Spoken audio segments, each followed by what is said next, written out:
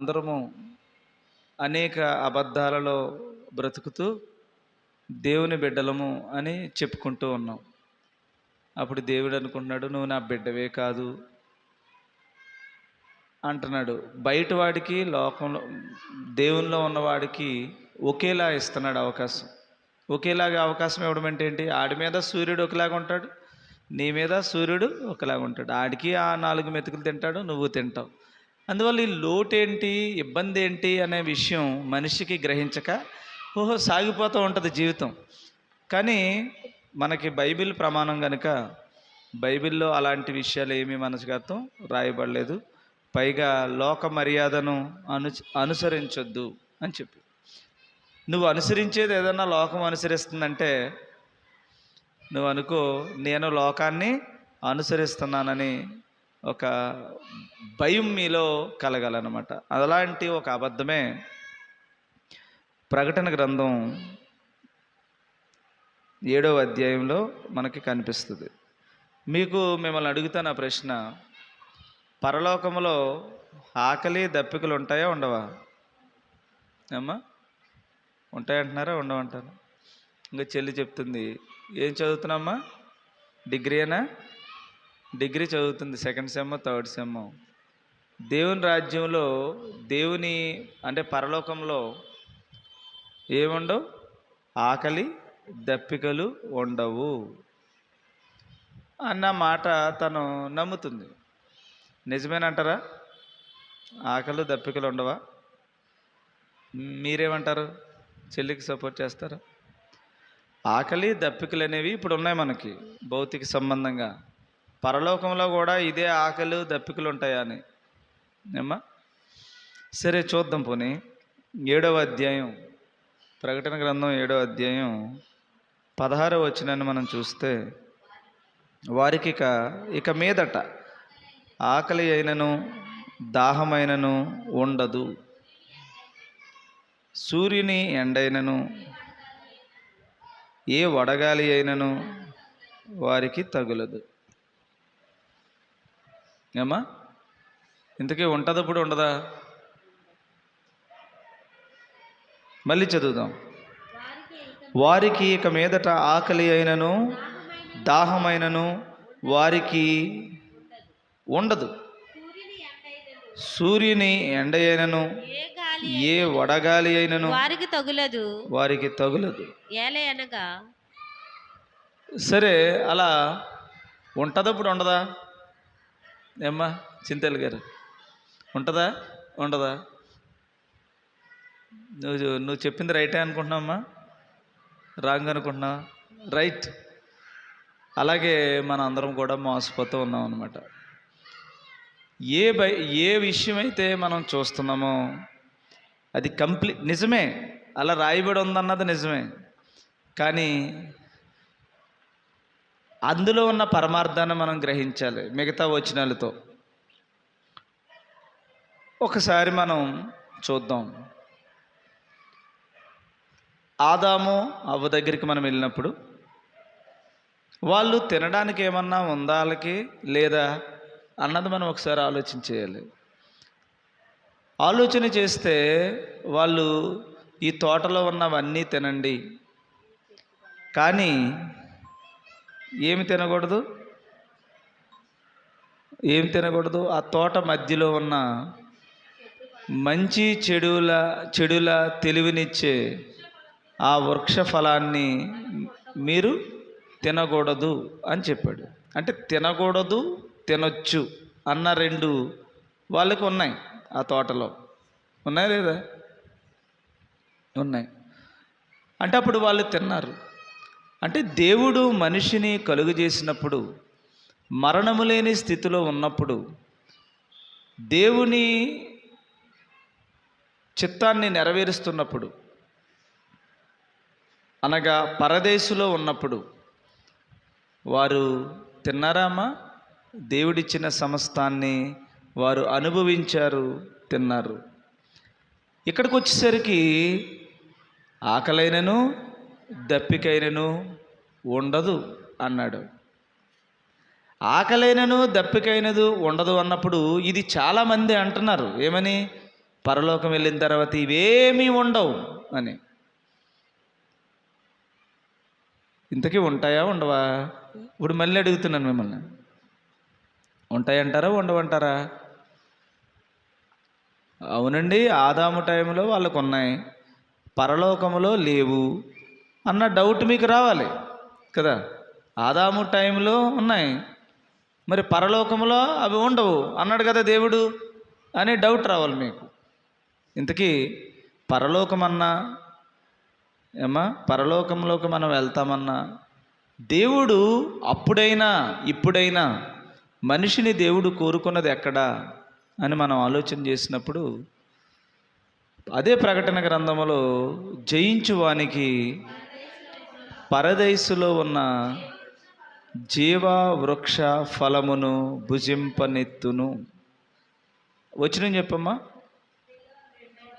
2వ అధ్యాయం ప్రకటన గ్రంథం 2వ అధ్యాయం అమ్మా 7వ వచనం అందరూ తీయండి. అక్కడేమంటున్నాడు? చెవి గలవాడు ఆత్మ సంగములతో చెప్పుచున్న మాట. చెవి గలవాడు అమ్మా, చెవి ఉందా మనకి? చెవి గలవాడు అంటే చెవులు లేని వాళ్ళు కూడా ఉన్నారనా దాని అర్థం? చెప్పండి. చెవి గలవాడు అంటున్నాడంటే ఏంటి దాని అర్థం ఏంటి? ఊరికే అలా మాట్లాడలేదు కదా, విని దానిని గ్రహించాలన్న తపన కలిగిన వాడు, సత్యము కొరకు చెవియొగ్గేవాడు, దేవుని యొక్క చిత్తం కోసం కనిపెట్టుకుని ఉన్నవాడు, అలాంటి చెవి కలిగినటువంటి వారు ఆత్మ సంగములతో చెప్పుచున్న మాట. సంఘములు అంటే ఏంటా సంఘాలు? ఏ సంఘాలమ్మా? ఒక మాట ఉంటుంది బైబిల్లో, ఆ మాట ఏంటంటే 7 స్త్రీలు ఒక్కడైన పురుషుణ్ణి పట్టుకుని మా అన్నం మేమే తింటాం, మా వస్త్రములు మేమే కట్టుకుంటాం, నీ పేరు మాత్రం మాకు పెట్టు చాలు అన్నారు. ఒకటే పురుషుడట, 7 స్త్రీలట. అంటే దాని అర్థం ఏంటమ్మా? ఒక్కడే పురుషుడు అన్నది యేసు ప్రభు, 7 స్త్రీలు అన్న వాళ్ళేమో 7 సంఘాలు. మీకు ప్రకటన గ్రంథంలో తెలుస్తుంది అది. 7 సంఘములకు అమ్మా, మీకు ప్రకటన గ్రంథంలో ఉన్న 7 సంఘాలు ఉన్నాయి కదా, ఆ మాట ఏంటమ్మా?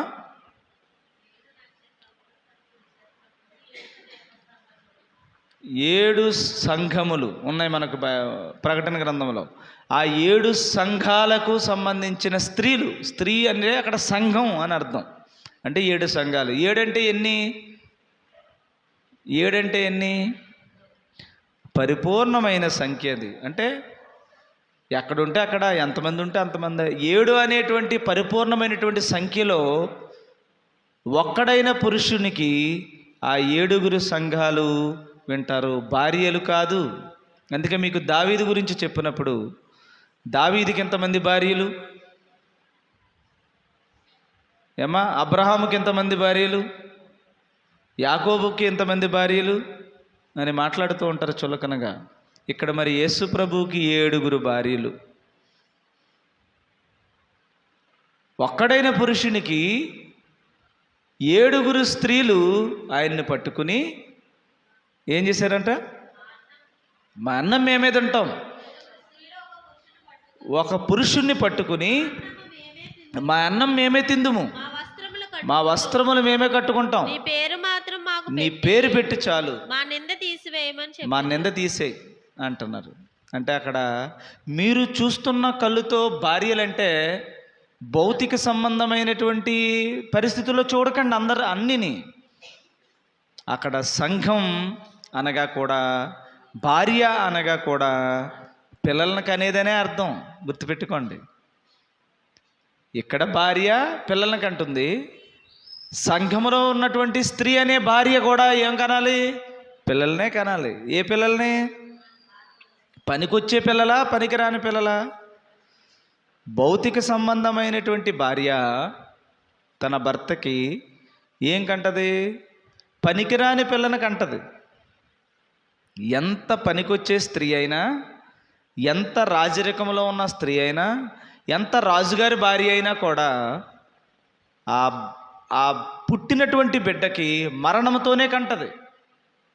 మరణము లేకుండా ఏ ఇంట్లోని ఎక్కడా కూడా మరణము లేని వాడిని కన్నది అన్న విషయం ఎక్కడా ఉండదు. ఎక్కడ ఈ ప్రపంచంలో నరుడై పుట్టినవాడు ఎవడైనా సరే, ఆడు ఎంత కోటీశ్వరుడైనా, ఏ రాజవంశములో పుట్టినవాడైనా, ఆడు ప్రపంచాన్ని జయించిన అలెగ్జాండర్ అయినా కానీ వాడికి పుట్టేటువంటి బిడ్డలు చచ్చేవాడే పుడతాడు. అందుకని భౌతిక సంబంధమైనటువంటి భార్యతో భౌతిక సంబంధమైనటువంటి సంబంధాన్ని కలిగి దాని ద్వారా కన్న బిడ్డని సంఘం మరలా తిరిగి కనాలి యేసు ప్రభు ద్వారా. యేసు ప్రభు అనే పురుషుడికి స్త్రీ అనేటువంటి సంఘం మరలా బిడ్డను కనాల్సిందే. ఎలా?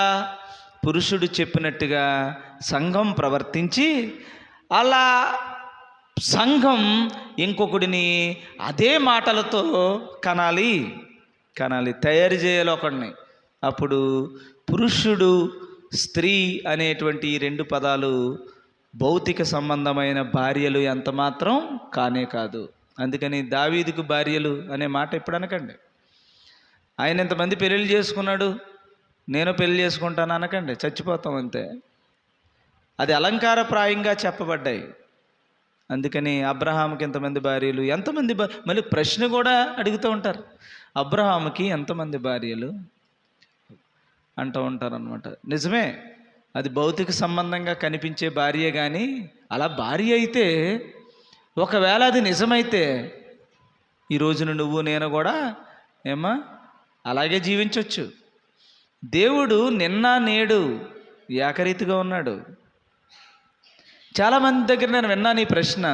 ఎలా విన్నానంటే, అలాగో ఉంటుంది ఇలాగో ఉంటుంది అని విన్నాను. మీరు విన్నారా తమిళ్ళు? ఎప్పుడైనా అలాగ ఉంటుంది ఇలాగ ఉంటుంది. బైబిల్ 2 అంచెలు కట్టడం, ఒకసారి అలాగ మాట్లాడతాడు దేవుడు, ఒక్కోసారి ఎలా మాట్లాడతాడు. పాత నిబంధనలో ఒకలా మాట్లాడాడు, కొత్త నిబంధనలో ఒకలా మాట్లాడతాడు అని మాట్లాడిన వాళ్ళు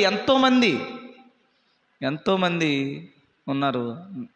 ఈవెన్ ఇక్కడ కూడా ఈ సంఘంలో కూడా నాతో మాట్లాడిన 2-3 కుటుంబాలు కూడా ఉన్నాయి. ఇప్పుడు కదలండి, ఒకప్పుడు మాట్లాడు అలాగా ఉంటుంది ఇలాగ ఉంటుంది అని. అప్పుడు అయ్యో అలాగా ఇలాగ ఉంటే ఇంకా దేవుడు ఎందుకు అవుతాడు అంటే, ఎప్పుడు కావాలంటే అప్పుడు అలా మార్చేసుకుంటే నీకు ఇంక దేవునికి ఏంటి డిఫరెన్స్ ఏముంటుంది? కాబట్టి బైబిల్లో ఏది నిన్న నేడు ఏకరీతిగా ఒకేలా ఉంటాడు దేవుడు. అది అలంకారప్రాయంలో చూపించాడు, దాని యథార్థం యేసు ప్రభువులో చూపించాడు అంతే. ఇది యథార్థంలో చూడాలి, సత్యంలో చూడాలి, అదేమో అలంకారంలో చూడాలి. అది ఛాయలో చూడాలి, ఇది సత్యంలో చూడాలి. చూడడం రాకపోతే ఇలాగే ఉంటుంది. అక్కడ భార్య అనేసరికి భౌతికంగా కనిపిస్తుంది, ఇక్కడ భార్య అనేసరికి సంఘంలో కనిపిస్తుంది అన్నమాట. అందుకని ప్రభువునకు వలె తన భార్య భర్తకు లోబడమన్నాడు దేవుడు.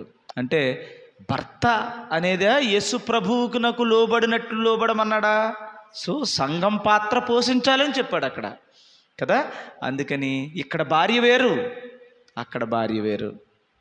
కాబట్టి అబ్రహాము కానీ దావీదు కానీ సంతానం అక్కడ అలంకారంలోనే మనం చూడాల్సి వస్తుంది. సరే, ఇక్కడ నేను ఏం చెప్తున్నాను, ఒక్కడైన పురుషుడికి 7 భార్యలు అంటే 7 స్త్రీలు ఏం చేయాలి?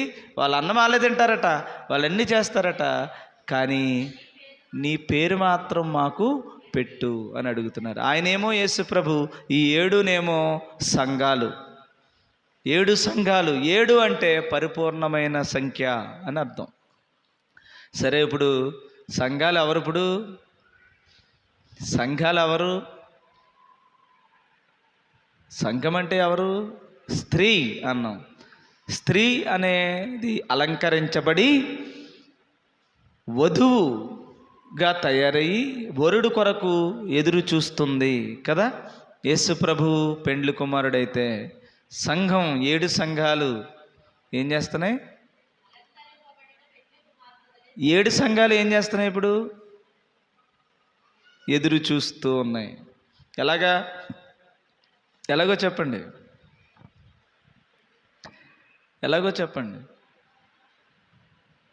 ఎదురు చూస్తున్నాయంటే మామూలుగా ఎదురు చూసేస్తే సరిపోద్దండి.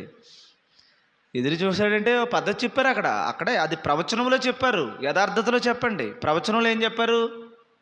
మర్చిపోయారు అది. ఆ మాట తీశారమ్మా యెషయా గ్రంథంలో. ఏది? ఒక్కడు 7 స్త్రీలు చెప్పమ్మా.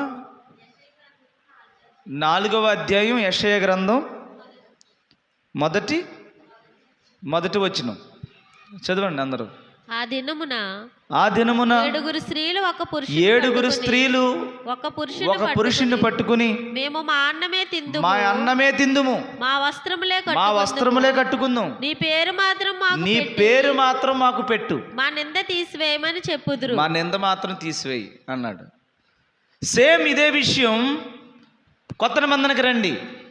ఆ ఒక్క పురుషుడు ఎవరు? యేసు ప్రభు. ఆ 7 ఎవరు? స్త్రీలు ఎవరు? 7 సంఘాలు కదా. ఆ సంఘంలో మనం ఉన్నామా? అందులో మనం ఉన్నామా లేదా? ఉంటాం. ఉంటే కనుక ఒకవేళ నువ్వు 7 సంఘాలలో ఒకటైతే కనుక ఈ సంఘం ఏం చేయాలంటే, అక్కడ మాట మర్చిపోతున్నారు మీరు. మా అన్నం మేమే తింటాం. మరి నువ్వు వచ్చి దేవుడిని అన్నం అడుగుతున్నావు. మనదంతా రివర్స్ కదా. ప్రభువా మాకు ఇది ఇవ్వు అది ఇవ్వు అని అడుగుతున్నాం. అక్కడ ఏం చెప్తుంది సంఘం? మా అన్నం మేమే తింటాం, దానికోసం పనిలోకి వెళ్తున్నాం. మా వస్త్రాలు మేమే, అది కూడా మేము పనిలోకి వెళ్ళి తెచ్చుకుంటున్నాం. నీ సన్నిధికి మేము వస్తున్నాం, నీ పేరు పెట్టు చాలు, ఆ నింద మాకు తీసేయి, పాపం అనేది తీసేయి అంటున్నాడు. అందుకని కొత్త నిబంధనలో అపోస్తుల దగ్గరికి ఏం చేశారంటే, స్థిర ఆస్తులనని అమ్మి అపోస్తుల యొక్క పాదాల దగ్గర పెట్టారు. పెట్టి ఇంకా మన అన్నం మనమే తిందాం, మన బట్ట మనమే కట్టుకుందాం, ఆయన పేరు మనకి పెడితే చాలు అని బ్రతికారు. అందుకని అది మన దగ్గర ఇక్కడ ఉన్నవాడు ఎవ్వరూ కూడా,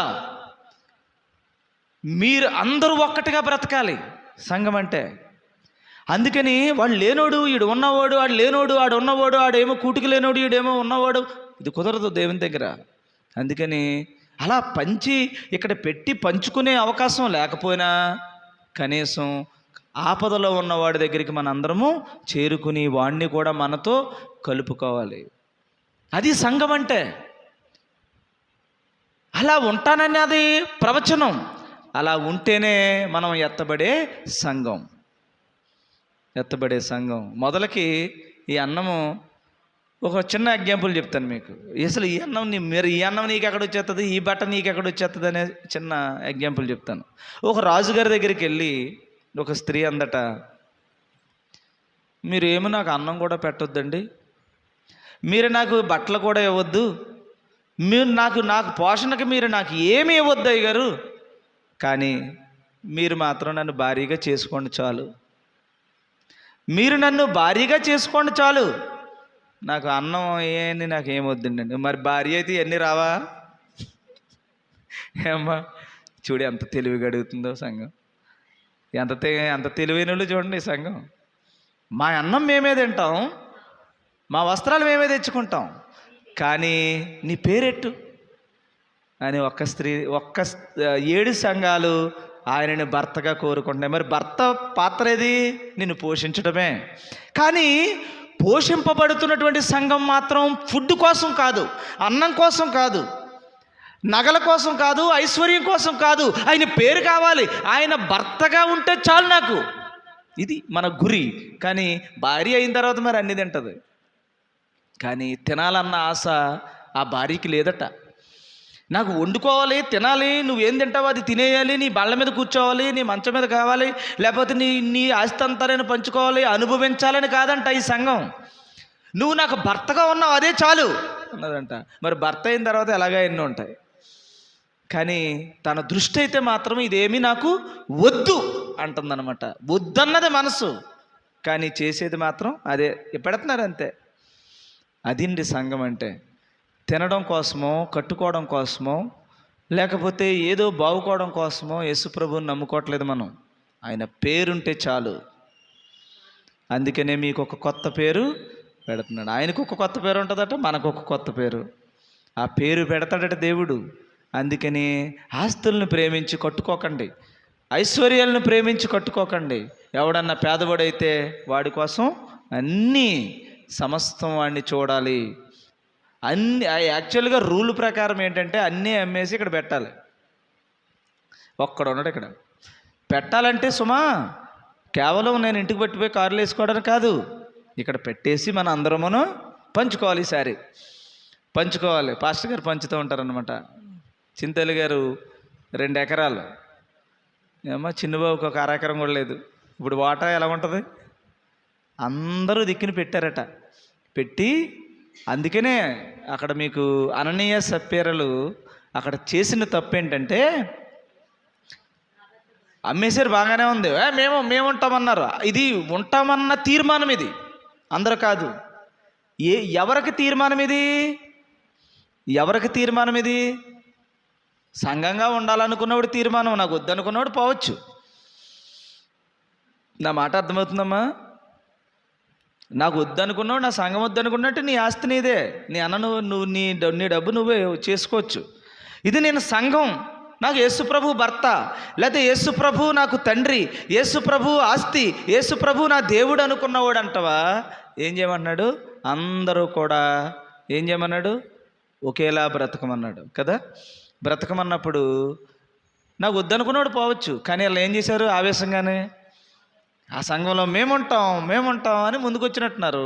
ముందుకు రాగానే అమ్మేసుకుని వచ్చేయండి మరి పలానా రోజుకి అన్నారు. అమ్మేసుకుని మొత్తం వచ్చారు. అందరూ డబ్బు తీసుకొచ్చి అపోస్తుల పాదాల దగ్గర పెడుతున్నారు. ఆస్తులన్నీ అమ్మేసుకుంటూ వచ్చేసారు.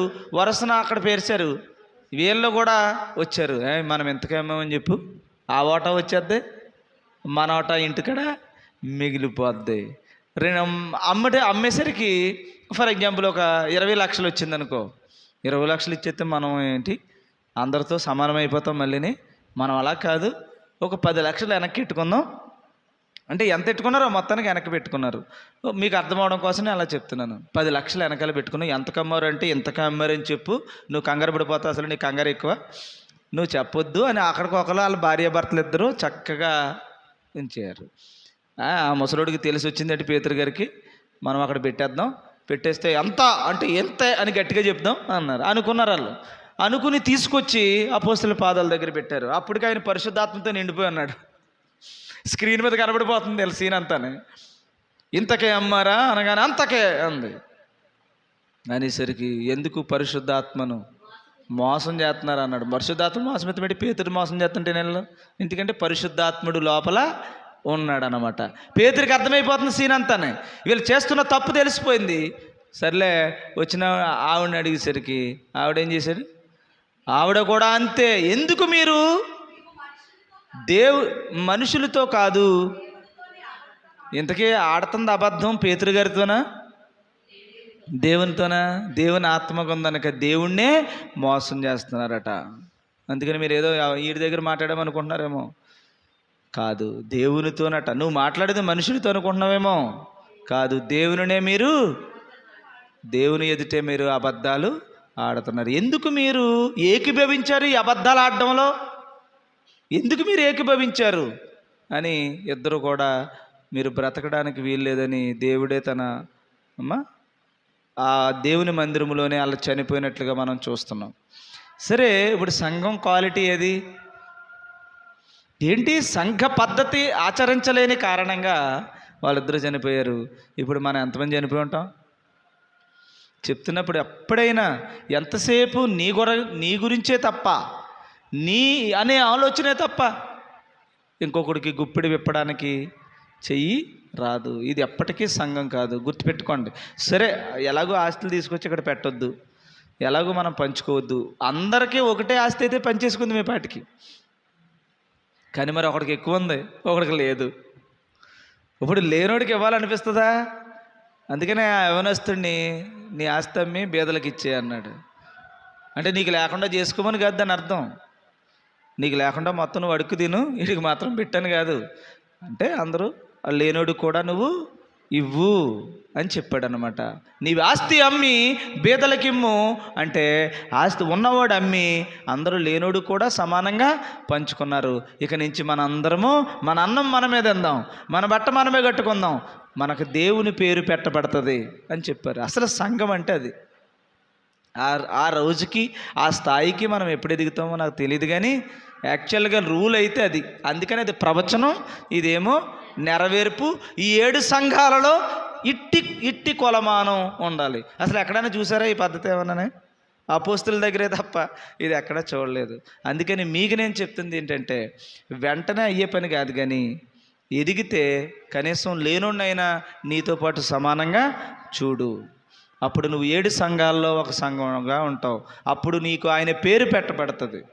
మొదలకి ఇచ్చింది ఆయనే, కానీ మన అందరము ఒకేలా బ్రతకాలండి. వాళ్ళు లేనోని చూసి మీరు తక్కువగా చూడకూడదు. మనం అందరం ఎవరమే సమానం.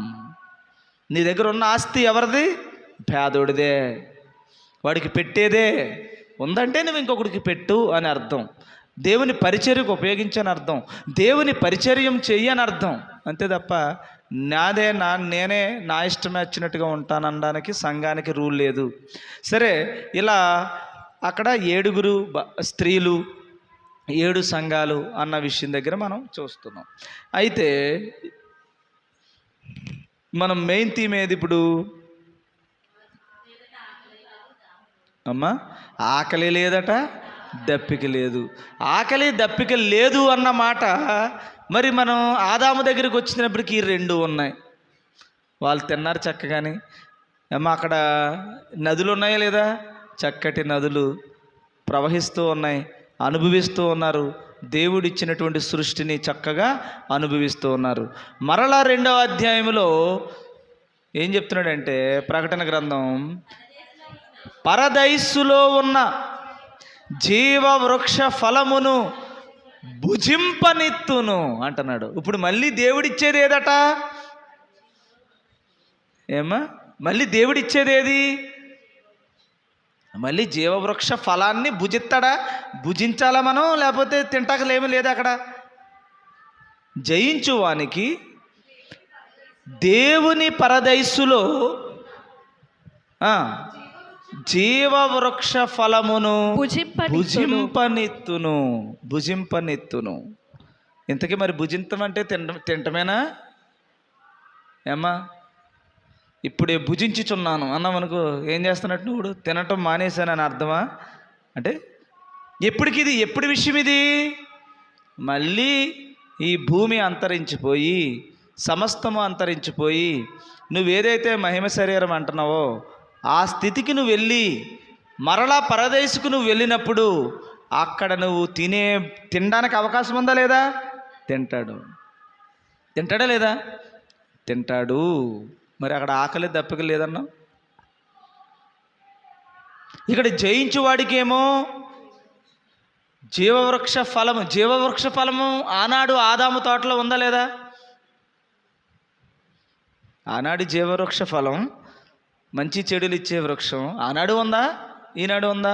అది తినకుండానే కదా బయటికి గెంటేశాడు. మళ్ళీ తింటే ఏమవుద్ది? ఎప్పటికీ ఇంకా మరణం వదలదండి. మళ్ళీ తినే అవకాశం లేకుండా ఏం చేశాడు? జీవవృక్షమైన ఫలాన్ని ఆనాడు ఎప్పుడైతే తప్పు చేశాడో ఆ క్షణమే వాడిని బయటికి, ఆ తోటలో నుంచి గెంటబడ్డాడు. గెంటబడినటువంటి నరుడు మరలా ఆ తోటలోకి రాజులాగా ప్రవేశించాలి. మరలా పోగొట్టుకున్నటువంటి స్థితిలోనికి మరలా మనిషి ప్రవేశించాలి. అలా ప్రవేశించే ప్రాంతాన్ని పరదైసు అంటున్నాడు అనమాట. అందుకనే కుడివైపునున్న దొంగను కూడా, నేడు నీవు నాతో కూడా పరదైసులో ఉండు, నాతో కూడా పరదైసులో ఉండు. అక్కడ ఏముంటుందట? జీవవృక్ష ఫలము భుజింపనిత్తును. ఏమా, అర్థమవుతుందా? అందుకని ఇప్పుడు ఆకలి ఉండదు, దప్పిక ఉండదు అంటే ఏంటి అర్థం? నువ్వు రాజమండ్రి నుంచి వచ్చావు, మధ్యలో దాహం వేస్తుంది. మరి ఎప్పుడు మరి ఆ దాహం తీరాలంటే ఏం చేయాలి? ఇప్పుడు నువ్వు ఏం చేయాలమ్మా? టకటక ఏదో షాప్కి వెళ్ళి తెచ్చుకోవాలి, లేదా ఇంటికి వచ్చేదాకా దాన్ని ఇంటికి వెళ్ళక తిందామా అని ఆకలిని భరించాలి. ఏమ్మా? ఆకలిని భరించాలి, దాహాన్ని భరించాలి. ఇక్కడ ఉన్న వాళ్ళు చెప్పండి అందరూని, మీ ఇంట్లో బియ్యం ఉన్నాయి, మీ ఇంట్లో అన్నం ఉంది, అబ్బాయి ఇప్పుడు నాకు ఆకలి లేదండి, ఆకలి వేయలేదు అన్నవాళ్ళు చెప్పండి.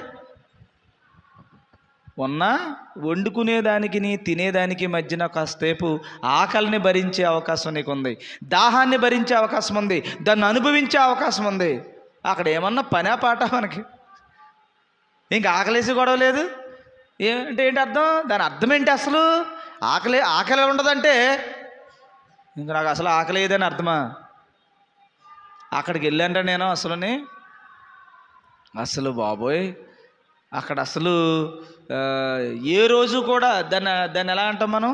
అసలు అక్కడికి వెళ్ళి ఏ లోటు లేకుండా ఉందరా, ఎంత తినాలంటే అంత తిన్నాను రా బాబు అసలు అంటే దాని అర్థం ఏంటి? అర్థం ఎప్పుడు కావాలంటే అప్పుడు తినడానికి అవకాశం ఉందని. మరి మనకు పొద్దున్న టిఫిన్ అయిపోతుంది, మధ్యాహ్నం దాకా మళ్ళీని ఏమ్మా దుప్పి నీటి వాగుల కొరకు ఆశపడినట్లు మరలా మధ్యాహ్నం భోజనం వరకు మనం ఏం చేయాలి? ఆశపడుతూ ఉండాలి. అమ్మ ఇంకా అయిందా అని పిల్లలు, ఉండండి అవుతుందని ఆవిడ, మొత్తానికి అది ఇది పొంగబెట్టేదాకా అలా చూస్తూ ఉంటాడు కదా. చేలో ఉన్నవాడు అనుకుంటాడు ఇంటికి వచ్చి త్వరగా వెళ్ళి తినాలని, గ్యాప్లో ఆకలి వేస్తూ ఉంటుంది కదా. ఆకలి ఉంటుంది, ఇప్పుడు ఉన్నా ఇంట్లో దాహము ఉంటుంది, అన్నీ ఉన్నా అనుభవిస్తున్నావు. ఇప్పుడు అప్పుడైతే నీకు ఎప్పుడు కావాలంటే అప్పుడు నీ నోట్లోనే జీవజలము అంటే బొగ్గలంటే ఇంకేంటి దాని అర్థం? అలా పుడుతూ ఉంటుంది, నడిపిస్తాడు.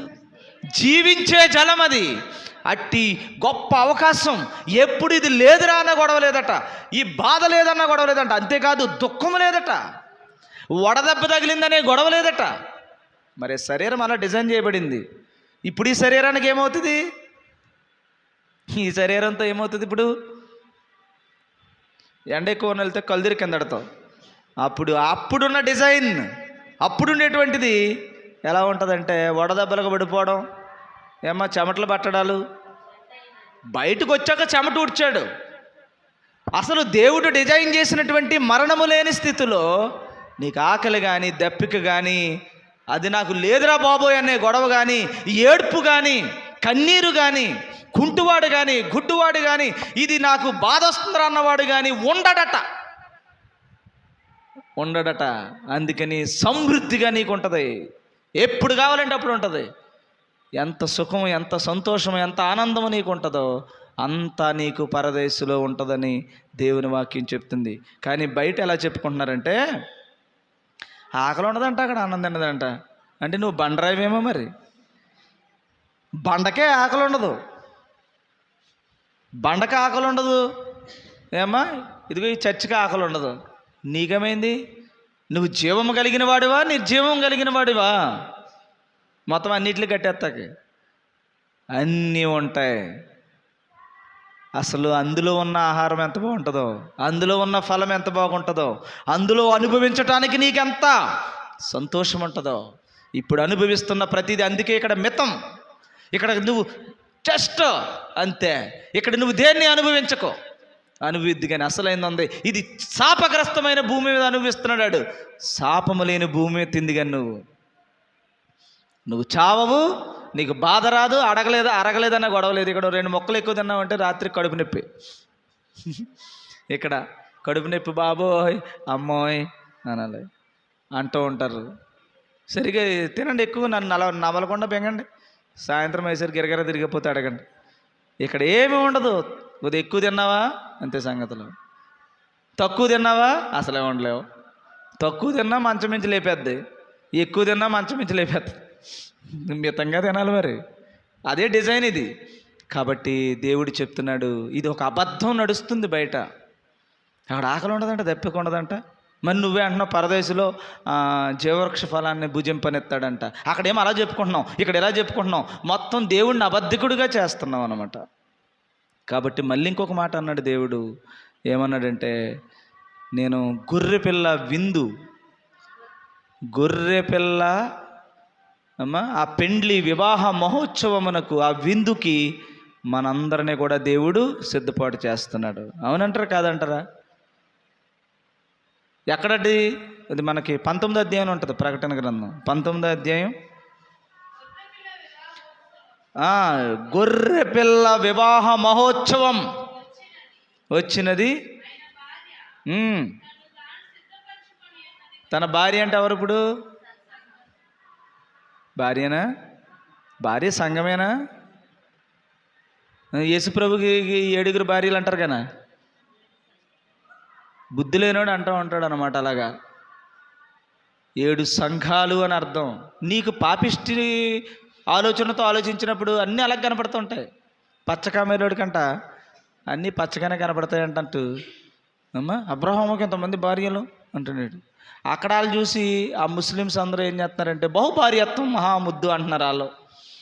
ఇవన్నీ అక్కడ నేర్చుకుని అది అక్షర రూపంలో తీసుకుని అక్షరార్థం పాటిస్తూ వారు ఏం చేస్తున్నారంటే విలువైన జీవితాలని సర్వనాశనం అసలు మోహపు చూపుతో చూస్తేనే పోతావరా అన్నవాడు అంతమందిని భార్యలను చేసుకుంటే ఇది నా హృదయానుసారుడు అంటాడా? బలేబి చేసుకున్నా బాబు ఎంతమంది భార్యలని నా హృదయంలో ఉన్నట్టే చేస్తున్నావు అంటాడా? ఎలాగ అర్థం చేసుకుంటున్నారో అసలు బైబిల్ని అర్థం కావట్లే.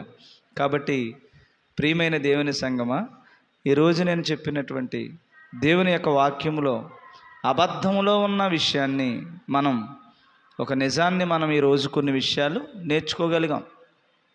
నేర్చుకోవడంలో ప్రధానంగా ఏమి నేర్చుకున్నామంటే ఆకలి దప్పికలు ఉండవన్న మాట అబద్ధం. ఉండవన్నది నిజమే, కానీ ఉండవంటే మొత్తానికి ఆకలి ఏదని కాదు. అలాంటి పరిస్థితులు నీకు రావు అని. ఏడ్చే అవకాశం లేదు, కుంటోడు లేదు, గుడ్డోడు లేదు. హ్యాపీ లైఫ్, మరణము లేని స్థితి. అరే ఆకలిరా, అబ్బా దాహంరా అన్నవాడు ఉండడట అక్కడ. అలాంటి సమృద్ధి దేవుడు నీకు అనుగ్రహిస్తాడు. మరణము లేని స్థితిని దేవుడిస్తాడు. అమ్మా అయ్యా అనే కాలు నొప్పి కడుపు నొప్పి అన్నవాడు ఉండడం. అసలు ఎంత బాగుంటుందో ఆ లైఫ్. ఆ లైఫ్ గురించి చెప్తూ అక్కడ ఇవి ఉండవు అంటున్నాడు. అంతే తప్ప మొత్తానికి నీకు ఉండదు అంటలేదు. అర్థమవుతుందా? కాబట్టి ఆ మాట మనకు అలా అనిపిస్తున్నా ఆ మాట అర్థంలో చాలా గొప్ప విషయం దేవుడు మన కొరకు పెట్టాడు. విందు ఉందో ఇప్పుడు? విందు ఉంది. గొర్రెపిల్ల వివాహ మహోత్సవం. మరి పెళ్లి కూతురు అసలు నువ్వు పెడితే భోజనాలు ఏం పెట్టావు? మరి ఆనాడు గొర్రెపిల్ల వివాహ మహోత్సవంలో విందు ఎలాగుంటుందో. ఆ పెళ్లి విందుకి పెళ్లి కొడుకు బట్టలు లేకుండా వెళ్ళిపోయాడట. పెళ్లి కూతురు పెండ్లి కొడుకు ఏంటది? తెల్లని వస్త్రములు లేని వాడు విందుకు హాజరైపోతే కాళ్ళు చేతులు కట్టి చీకటి గదిలో వేశారు అంటాడు. ఎక్కడికి వెళ్ళాడు? విందుకేనా?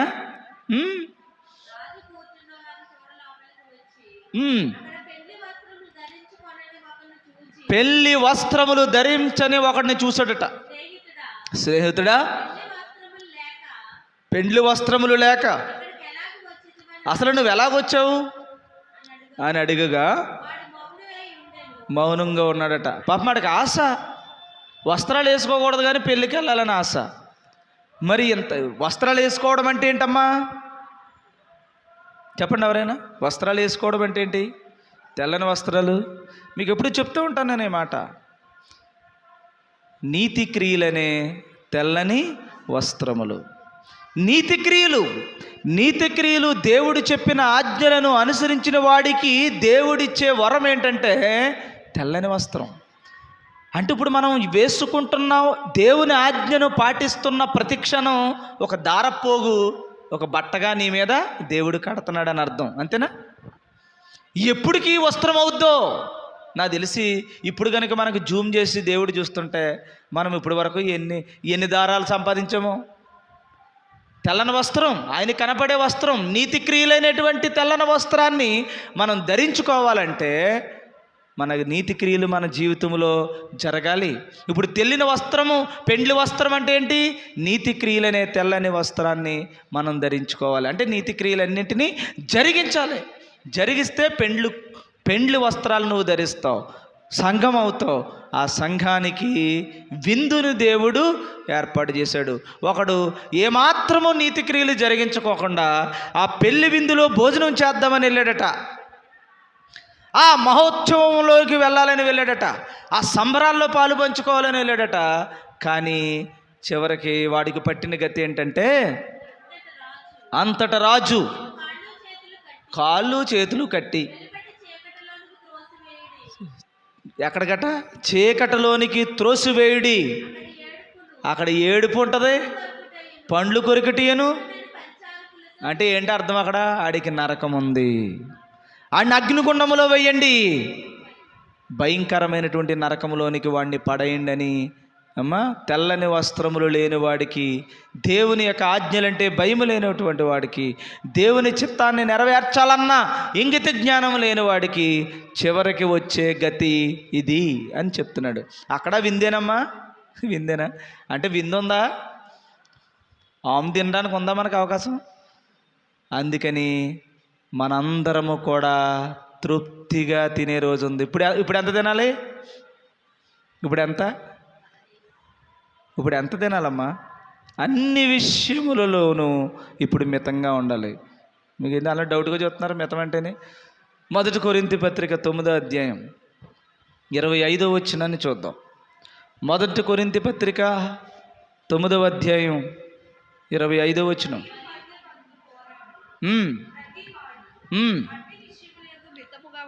అన్ని విషయముల యందు ఎలా ఉండాలి? మితంగా ఉండును. ఆనందటంలో మితం, బట్టలో మితం, అన్నింటిలోనే మితమే, మాట్లాడడంలో మితం. ఇప్పుడు అంతా మితమే. అప్పుడు ఓ అన్నట్టు ఉంటుంది అనమాట. తృప్తంతా పరలోకం, తృప్తంతా పరదేశు. ఇప్పుడు ఆనందించడంలోనే మళ్ళీ మనం ఏం చేయాలి? అమ్మ పూర్తిగా ఆనందించకూడదు అనమాట, అన్నట్టు ఉండాలన్నమాట. ఉన్నా లేనట్టు బ్రతకాలి. ఇదంతా మితం. ఈ పందెములో పరిగెట్టాలనుకున్న వాడికి, గురువు వద్దకు వెళ్ళాలనుకున్న వాడికి, ఆ బహుమానం కొరకు వెళ్ళాలనుకున్న వాడికట మితంగా ఎందుకుంటున్నామంటే, పందెములో పరిగెట్టాలి. మరి ఆ పందెములో ఏం సంపాదించాలి? బహుమానాన్ని సంపాదించాలి. అందుకని మితంగా ఉంటున్నాము అని రాశాడు అందులో. చదవమ్మా. మరియు పందెమందు పోరాడు ప్రతివాడు అన్ని విషయముల యందు మితముగా ఉండును. వారు క్షయమగు కిరీటమును, క్షయమయు కిరీటమును, అక్షయమైన కిరీటమును 2 ఉన్నాయి. క్షయమైన కిరీటమునకు వెళ్ళేవాడు ఏం చేస్తాడు? మితంగా ఉండడు. ఎక్కడ చూసినా హై లెవెల్ ఉంటుంది, ఎక్కడ చూసినా ఇష్టానుసారంగా జీవిస్తాడు, ఈ లోకాన్ని అనుభవిస్తాడు, సంతోషంగా జీవిస్తాడు. ఆడి తెలిసిన దాంట్లో చెట్టు కింద ఉన్నా సరే హై లెవెలే ఉంటుంది. తింటాడు, తాగుతాడు, సుఖిస్తాడు. పార్టీలు చేసుకుంటాడు, ఆనందంగా జీవిస్తాడు, త్రాగుతూ ఉంటాడు, మత్తుడవుతూ ఉంటాడు. నువ్వైతే ఎలా ఉండాలి? మితంగా ఉండాలి. ఈ లోకములో దేనినైతే ఎక్కువగా అనుభవిస్తున్నాడో మనిషి, వాడు క్షయమైన కిరీటము సంపాదిస్తాడట. అంటే పోద్దది. క్షయం అంటే ఏంటి? నాశనం అయిపోయే కిరీటం. ఈ లోకములో ఉండేటువంటి నాశనమైనటువంటి దాంట్లోనే సంపాదించుకుంటాడట. మనమైతే అక్షయమగు కిరీటమును పొందుటకును మితముగా ఉన్నాం. మనం ఎలాగున్నాం? మితంగా ఉన్నాం. అక్షయమైన కిరీటం పొందడానికి మితంగా ఉన్నాం మనం. మితం అన్నిట్లో. జాగ్రత్త సమా. ఇక్కడ మితం మంది. అన్ని విషయములలోనూ మితంగానే ఉండాలి. అక్కడైతే ఎలా ఉండాలి? ఇక్కడైతే ఎలాగ ఉండాలి? క్షయమైన కిరీటం కోసం అయితే ఏం చేయాలి? అమ్మో, ఇంకా ఆడిష్టానుసారంగా ఈ లోకములో జీవిస్తూ ఉంటాడు. కాబట్టి క్షయమైన కిరీటము, అక్షయమైన కిరీటం అనే 2 ఉన్నాయి. క్షయమైన కిరీటం అయితే మితమొద్దు, ఫుల్ అన్నిటిలోనే. మందు బాటలు ఫుల్లే, తిండి ఫుల్లే, హాఫ్ మీల్స్ వద్దు, ఫుల్. ఎలా బట్టరా, చట్నీ లేదా అంటే మళ్ళీ తృప్తిగా తినేయాలి మనిషి. ఇక్కడ తృప్తిగా ఉండాలి. ఒక పూట తగ్గితే ఊరుకోడు, టైం అయితే ఊరుకోడు. భోజనాలు అనేసరికి ఎక్కడ లేని పౌరుషం వచ్చేస్తూ ఉంటుంది అనమాట. చూసారా? ఇక్కడ ఎంత ఒక మొక్క తక్కువేయండి, ఆడికంటే నాకు మొక్క తక్కువ వేయడానికైనా గొడవ. ఒకరోజు ఏదో ఎర్రంపాల మీద ఊరు పెళ్ళికి వెళ్ళాం మేము. పక్కన ఉన్నవాడే మొక్క తక్కువ వేయడని బెంచిగిరేయాడు. అలాగే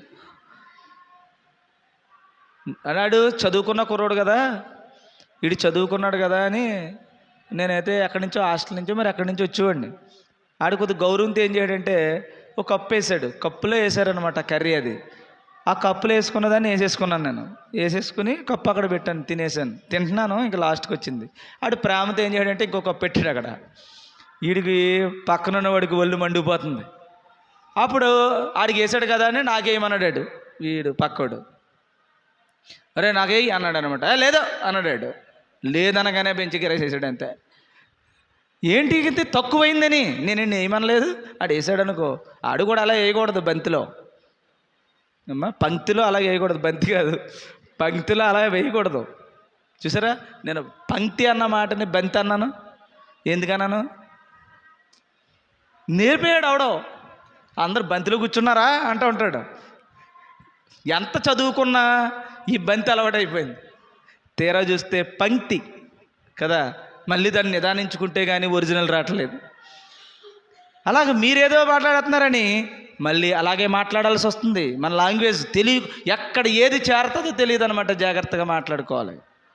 సరే, అలా మొక్క తక్కువైతే ఊరుకోవట్లేదు ఈ రోజుల్లో. ఏది తక్కువైనా తిండి దగ్గర ఊరుకోవట్లేదు, బట్ట దగ్గర ఊరుకోవట్లేదు. అసలు ఇంకొక విషయం చెప్పనా, నాకు తెలిసిన వాళ్ళు క్రిస్మస్ వచ్చిందంట. క్రిస్మస్ వస్తే వాళ్ళ నాన్న వాళ్ళు బట్టలు కొనలేదు. క్రిస్మస్ రాలేదంట, బట్టలు లేవని క్రిస్మస్కి రాలేదట. ఎందుకు రాలేదు? ఎందుకని? సిగ్గేస్తుంది మాకు బట్టలు లేక సిగ్గుపడాల్సి వస్తుంది. బట్టలు లేకుండా మేము క్రిస్మస్ ఎంతో సంబరంగా ఎదురు చూసినటువంటి క్రిస్మస్కి బట్టలు కొనుక్కోలేని కారణంగా క్రిస్మస్కి రాలేదు. స్వయంగా చెప్తున్నాను, నేను స్వయంగా విన్నాను, ఈరోజే విన్నాను అన్నమాట. ఒకళ్ళు తెచ్చుకున్నారంట, సైజు సరిపోలేదంట. తెచ్చుకున్న సైజు సరిపోలేదంట. సరిపోలేని కారణంగా మరి అప్పటికప్పుడు వెళ్ళి మార్చుకోవడానికి అవకాశం లేదు కదా. అందుకని ఆడు మానేసాడంట క్రిస్మస్. వాడు ప్రార్థన మానేసాడట. ఇంటికి బట్టలు లేదని. ఒక్కొక్కడు అన్నాలు ఉన్నాయా, భోజనాలు ఉన్నాయా అంటాడు. భోజనాలు లేవంటే ప్రార్థన లేదు. అందుకని వాడు తన ప్రాణములను తృప్తిపరచుకోవడానికి అన్నీ ఏర్పాటు చేసుకుంటున్నాడు అక్కడే. మనమైతే మితముగా ఉండాలి. నేను క్రిస్మస్కి వేసుకున్నటువంటి సూట్ ఏదైతే ఉందో 9 సంవత్సరాల క్రితం నేను నా పెళ్ళికి వేసుకున్న సూట్ అది. కొత్త బట్టలు లేకపోతే నేను రానా అమ్మా? కొత్త బట్టలు రాకపోతే రాకూడదా క్రిస్మస్కి? ఏ స్థాయిలో నిలబడిపోయేవో చూడు. అలాగని నేను ఏమన్నా తక్కువలాగా ఏమన్నా చూపించాడు దేవుడు? హైలైట్గానే కదా కనబడింది. కానీ మన దృష్టిలో ఎలా ఉండాలి? మితంగా ఉండాలి. చిన్న మితంగా ఉండాలి. మన మితం ఉందా? ఎక్కడ తగ్గట్లేదు. మనం భోజనాల దగ్గర అసలే తగ్గట్లేదు, బట్ట దగ్గర అసలు తగ్గట్లేదు. నీ దగ్గర 2000 ఉంటే 2500కి కొంటున్నాం డ్రెస్సు, 500 అప్పు. అంత ఎందుకు? నీ దగ్గర 2000 ఉన్నాయి, ఒక 500 లేకపోతే 1000 రూపాయలు కొనుక్కుని 1000 ఎందుగా? అసలు రెండే నీ దగ్గర ఉన్నప్పుడు ఒక 500 నువ్వు కొనుక్కుని ఒక 500 అలా చేసుకుని తగ్గి బట్టలు లేవు అక్కడనే. నువ్వు అక్కడ దిగవు. ప్లాట్ఫామ్ మీద నేను కొనను. ఎక్కడ కొంటావు మరి? ఆడి ఏసీ ఖర్చు, కరెంటు బిల్లు, పైన పెట్టే లైటింగు, ఆ అడ్వర్టైజ్మెంట్ ఇచ్చినటువంటి సినిమా హీరో, వాళ్ళందరి ఖర్చులు దాని మీద వేస్తారు కదా. అందుకని అది షోకేస్లో పెట్టి లైటింగ్ ఎడితే అది వేసుకుని వచ్చి ఎంతో తెలుసా? 2000 అంట. 500కే 3 రోజులు మళ్ళీ ప్రార్థనకు రావు తీర్చుకోవడానికి. ఇలా మనిషి జీవితం ఏమైపోయింది? మితం లేదు. అందుకని మితంగా ఉండండి ఈ పందెములో పరిగెట్టేవాడు. మనం ఎందుకు మితంగా ఉన్నామట? ఎందుకంటే అక్కడ మనం ఆ బహుమానం కోసం పరిగెడుతున్నాం కదా. అక్కడ రాపాడు, ఈ పందెములో మనం మితంగా ఎందుకు ఉంటున్నాం? మన గురి ఏంటి? అక్షయమైన కిరీటాన్ని మనం పొందుకోవడానికి వెళ్తున్నాం. అందుకని తగ్గించుకుంటున్నాం. ఏదుంటే తిను అని. ఎందుకమ్మా కర్మ? అంత చేసి తింటే కానీ తృప్తి లేదు. దానికోసం ఎంతమందిని చంపేస్తావు? కొంతమంది మరీ దారుణమమ్మా. పిల్లలకు కూడా బెటరు. నిజంగా ఆ నోరు కంట్రోల్ లేక తక్కువ ఉంటుందేమో. నేను చూశాను ఇలాగ. అందరూ అలాగ ఉండకపోవచ్చు. పిల్లలకి పెట్టాల్సింది కూడా తినేస్తూ ఉంటారు. పాపమమ్మ అనిపిస్తుంది. నోరు కట్టుకోవడం రావట్లా ఏమ్మా? ఒక బట్టలను తగ్గించుకోవడం రావట్లా. ఇంకా మనమేం వెళ్తాం, పర్లేదు వెళ్తానంటారా? మళ్ళీ పైగా అక్కడ ఆకలి లేదంట, అక్కడ దాహం లేదంట, అక్కడికి వెళ్ళిపోవాలని ఆశ మళ్ళీ నీకు. నీ ఎలా సాధ్యపడుతుంది? తగ్గించుకున్నవాడికే క్లియర్గా చెప్పాడా? నేను చెప్పానమ్మా, మితముగా ఉండండి, అన్ని విషయాల్లో మితమే. అమ్మో నేను కొద్దిగా ఓవర్గా బిహేవ్ చేస్తున్నాను, వద్దు అని అంటున్నా, తగ్గిపోవాలి. దేవుని ఆజ్ఞ ప్రకారంగా ప్రతి విషయంలోనూ తగ్గించుకోండి. ఒకప్పుడు పరిగెట్టావు, నేను పరిగెట్టువని. ఒకప్పుడు మనకి ఏది హై లెవెల్ ఉందో అక్కడ పోవాలి ముందు, అలా పోయేది. దానికోసం ప్లాన్లో ఏమ్మా ఇప్పుడు లేదు, ఇంకా చంపేసి అవతల పడాను. ఆ నరాలన్నీ పీకేసుకున్నాను నేను.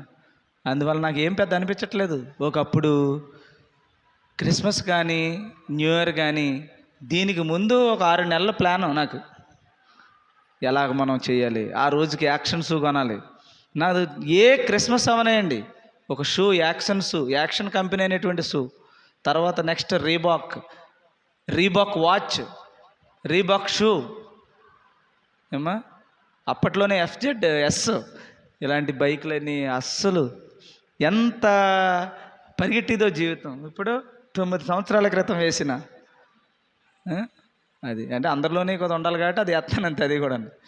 అలాగ మనిషి జీవితం మితమైపోయిందమ్మా, నిజంగా చాలా మితమైపోయింది. ఎప్పుడు ఎవరింటికాడ బోళ్ళంతమంది భోజనాలు పెడుతున్నారు. ఏయమ్మా అన్న సందర్భం ఒకటి చెప్పండి, ఎవరైనా వద్దమ్మా అన్న గొడవే తప్ప. మీరే ఆశకోల్ది వేస్తారు మొక్కలు, ఆ మొక్కలు అలాగే ఉంటాయి, తిన్నాం. అందుకని కొంతమంది చాలా డేంజరస్గా ఉన్నారు ఇక్కడ. వాళ్ళు భోజనాల దగ్గరికి రానివ్వకూడదు వాళ్ళని, ఇంక తింటానే ఉండవు, అది వేస్తూనే ఉంటారు. అలాంటి వాళ్ళు ఉంటారు. ఇంకా అలాంటి ప్రమేల ఇలాంటి వాళ్ళు ఉన్నారు మనకి, పేస్తూనే ఉంటారు. అంటే వాళ్ళు ప్రేమగా వేస్తారు, నేను వాళ్ళని తప్పు పడతలేదు. కానీ పెట్టడంలో కాదు ప్రేమ, దేవుని ఆజ్ఞను అనుసరించటంలో ఉంది మహాప్రేమ. మితంగా, వారు మితంగా ఉండాలి, నన్ను మితంగా ఉండనివ్వాలి. వద్దంటున్నామంటే తినలేకమ్మా, చెప్పండి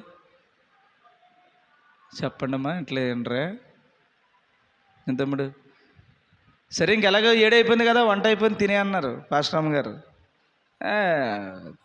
మళ్ళీ తిండి కోసం మళ్ళీ ఒక అరగంట అక్కడ ఆగి ఎందుకు వచ్చి అలా అలాగని తింటాం అనేది బాబు, తినకుండా బతికొస్తున్నావా అనుకోకండి, తింటాను.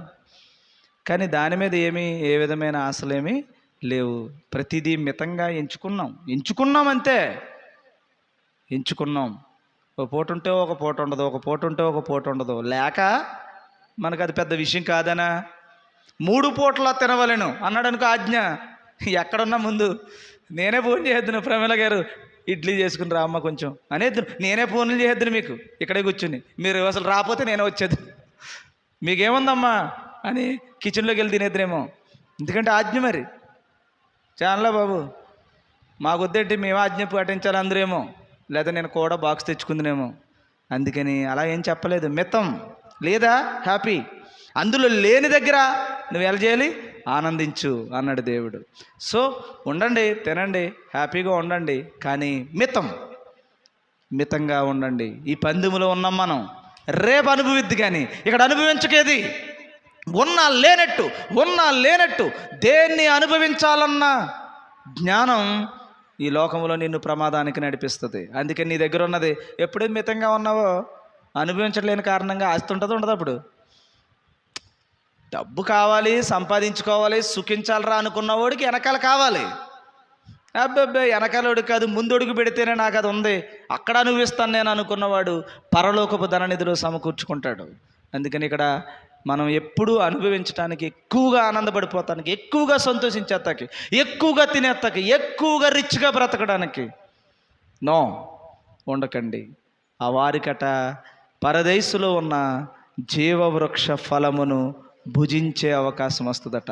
కాబట్టి ఆకలి ఉండదు, దప్పిక ఉండదు అనే మాట ఏమ్మా మనం అర్థం చేసుకున్న మాట అబద్ధం అంటారా, నిజమంటారా? ఏమ్మా చెల్లి ఇప్పుడు చెప్పు, ఆకలి ఉండదు, దప్పిక ఉండదు అన్న మాట నిజమేనా? నిజమే. ఎలా నిజం? ఆ పరిస్థితులు అక్కడ రావు అని అర్థం.